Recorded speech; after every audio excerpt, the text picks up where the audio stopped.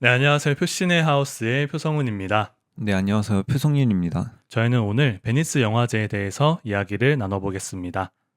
간단하게 베니스 영화제에 관해서 소개를 시켜드리자고 하면 1932년에 시작된 세계에서 가장 오래된 국제 영화제입니다. 매년 8월 말부터 9월 초까지 이탈리아 베네치아 리도섬에서 개최가 되고요. 이번 영화제 같은 경우는 8월 28일부터 9월 7일까지 11일간 개최될 예정입니다. 원래 그동안 매년 베니스 영화제 같은 경우는 넷플릭스 영화를 초청을 했거든요. 근데 이번 영화제 같은 경우는 거의 7년 만에 넷플릭스 영화제가 초청이 안 되었습니다. 베니스 영화제라고 하면은 우리가 흔히 이제 세계 3대 영화제 중 하나라고 알고 있는데, 세계 3대 영화제나 이제 베니스 영화제에 대해서 좀 소개를 좀 해줄 수 있을까요? 네. 일단은 세계 3대 영화제라고 한다면 프랑스의 칸 영화제, 이탈리아의 베니스 영화제, 그리고 독일의 베를린 영화제 이렇게 세 영화제를 세계 3대 영화제라고 하는데요. 최근 들어서 칸 영화제의 위상이 다른 영화제보다 조금 높아지기도 했고 또 선댄스 영화제나 토론토 영화제가 위상이 높아지면서 세계 3대 영화제라는 표현은 굳이 사용하지 않아도 될 것 같다라는 생각이 듭니다. 영화제 위상이 높아졌다라는 거가 뭐 어떤 의미라고 생각을 하시나요? 화제성이나 주목도가 조금 높아진 것 같아요. 예를 들어서 칸 영화제 같은 경우는 우리나라에 수입되는 영화가 반드시 본상을 수상하지 않더라도 경쟁 부문에 진출한 영화들도 꾸준히 수입이 되고 있는 반면에 베를린 영화제 같은 경우는 최고상인 황금곰상을 받은 영화도 국내에 수입되는 경우가 최근 들어서 많지는 않더라고요. 그런 음, 것들을 좀 비교를 하다 보면 위상이 아무래도 조금 칸 영화제가 좀 화제성이나 뭐 주목도가 좀 높아졌다고 볼 수는 있죠. 음, 그러니까 제가 생각하기에도 베니스 영화제보다는 칸 영화제가 좀 더 이제 이름이 더 익숙하고 좀 더 음, 많이 봐왔던 것 같아요. 맞아요. 영화관에서도. 친숙하기도 하고. 칸 영화제와 이제 베니스 영화제의 차이점이라면 어떤 게 있을까요? 베니스 영화제 같은 경우는 넷플릭스에 초청되는 영화들이 많아요. 칸 영화제 같은 경우는 2017년에 봉준호 감독님의 옥자가 경쟁 부문에 초청이 됐었는데 그거 가지고 좀 논란이 많이 됐었어요. 극장에서 상영되지 않는 영화가 상을 두고 경쟁한다는 것 자체가 받아들이기가 어려웠던 것 같아요. 바로 다음 해에 베니스 영화제 같은 경우는 적극적으로 넷플릭스 영화들을 좀 여러 편 초청을 했고 그중에서 한 편인 알폰소 쿠아론 감독님의 로마의 최고상인 황금사자상을 수여를 하면서 다른 길을 걷고 있다라고도 볼 수 있죠. 그 이후에 베니스는 또 매년 어, 경쟁 부분에 넷플릭스 영화를 초청을 하기도 했고요. 세계에서 가장 오래된 영화제는 베니스 영화제인데 오히려 칸 영화제가 그런 베니스 영화제에 비해서 조금 더 보수적인 행보를 걸어왔다라고도 이제 볼 수가 있겠네요. 조금 더 진취적인 모습을 보여주는 것 같긴 해요. 그런 부분에서. 네. 칸 영화제 같은 경우에는 우리나라 영화가 수상한 적도 있었는데 베니스 영화제와 이제 한국 영화의 인연은 어땠나요? 1987년에 임권택 감독님의 시바지로 처음 경쟁 부문에 진출했고 그 영화로 지금 돌아가신 강수현 배우님이 여우주연상을 수상을 했고요. 그 이후에 이창동 감독님이 오아시스로 김기덕 감독님이 빈집으로 감독상을 수상을 했습니다. 그리고 2012년에 김기덕 감독님의 피에타가 황금사자상 그러니까 최고상을 수상을 했는데요. 한국에서 베니스 영화제에 관한 주목도나 아니면 관심도가 떨어진 이유가 칸 영화제에 비해서 경쟁 부문에 초청이 되고 본상을 수상하는 경우가 거의 10년 넘게 없었기 때문이지 않을까라는 생각이 듭니다.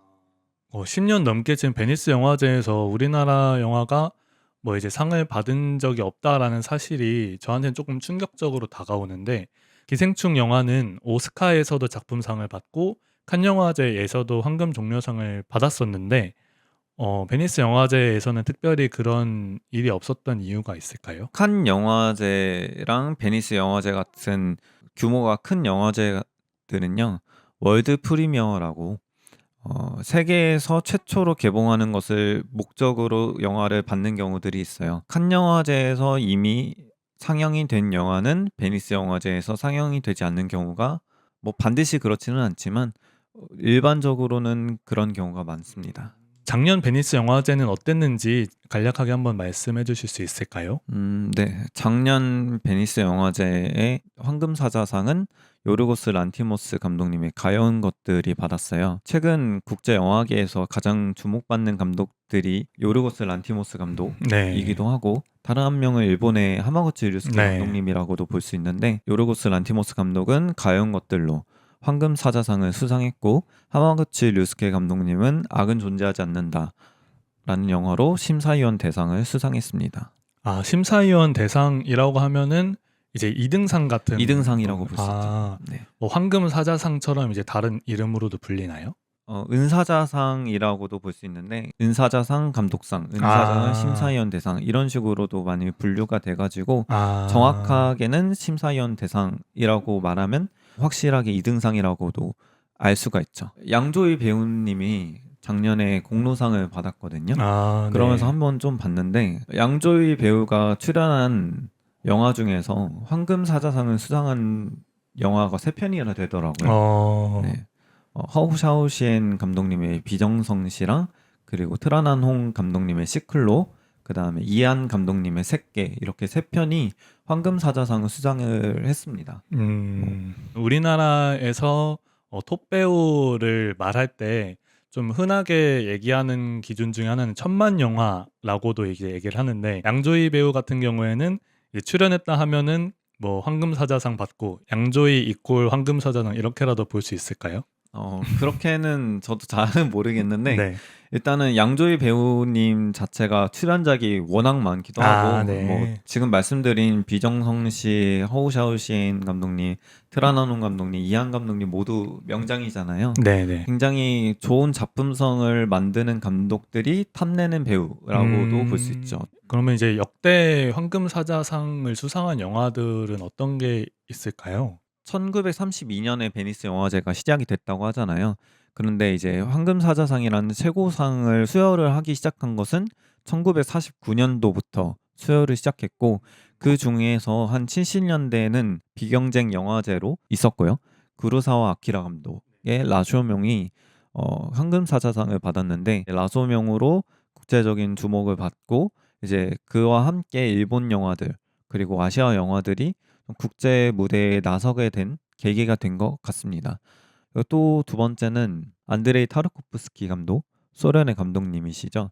이분이 데뷔작이 이반의 어린 시절이라는 데뷔작이 있는데 데뷔를 하자마자 황금사자상을 수상을 했어요.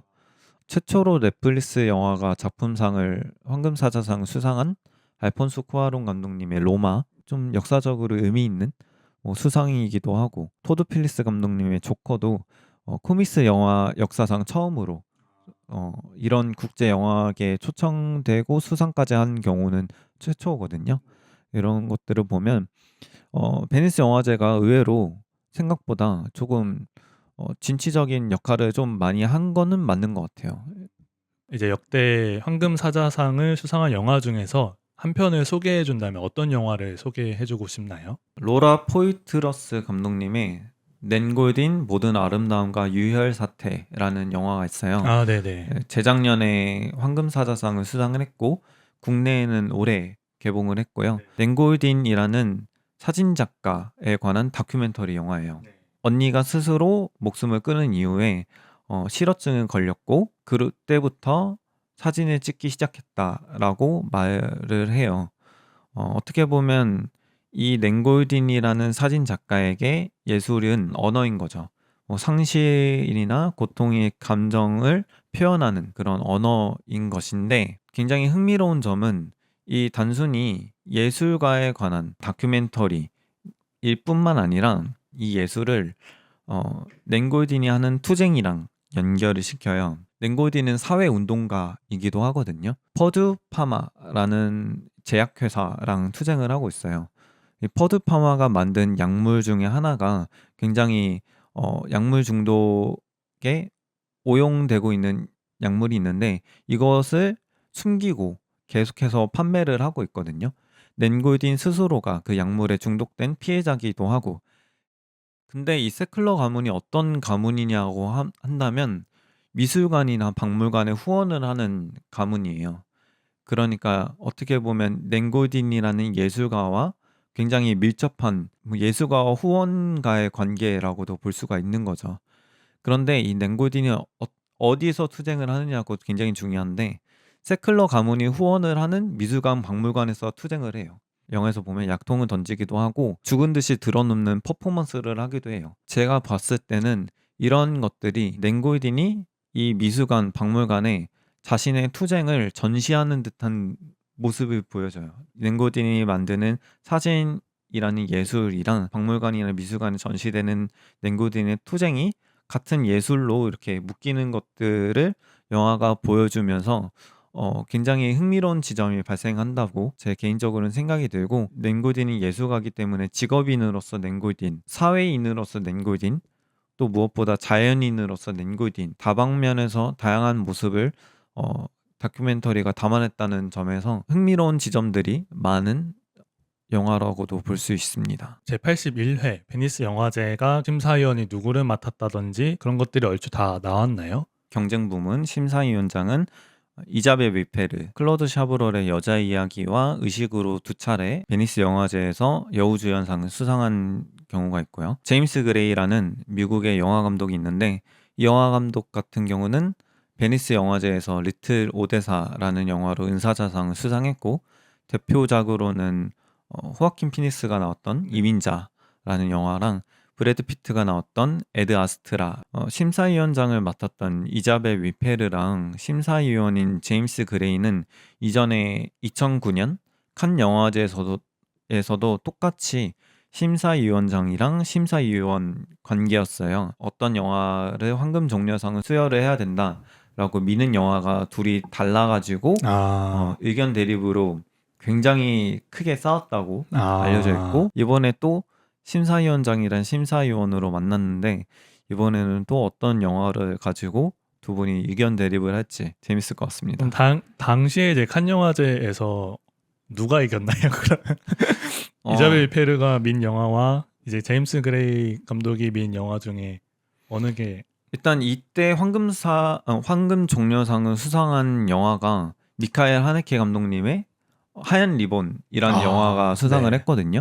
한 분은 미카엘 하네케의 하얀 리본을 밀고, 다른 한 분은 라스 폰 트리에 감독님의 안티크라이스트를 밀었다고도 알려져 있는데 정확하게는 모르겠습니다. 경쟁 부분 후보작이 나왔나요? 페드로 알모도바르 감독님의 더 룸 넥스트 도어라는 영화가 있어요. 내 어머니의 모든 것으로 유명한 스페인의 영화 감독님이시죠. 네. 처음으로 장편 영화를 만들었어요. 영어 영화요? 네, 영화. 네. 뭐 할리우드 영화라고도 할 수 있죠. 네. 그래서 틸다 스윈튼이랑 줄리언 무어라는 두 여배우가 출연을 한 영화를 만들었고요. 두 번째로 파블로 라라인 감독님의 마리아, 크리스틴 스튜어트가 다이애나 스펜서를 연기한 스펜서, 나탈리 포트만이 제키를 연기한 제키라는 영화, 둘 다 여성이 어떤 실존 인물을 연기한 영화죠.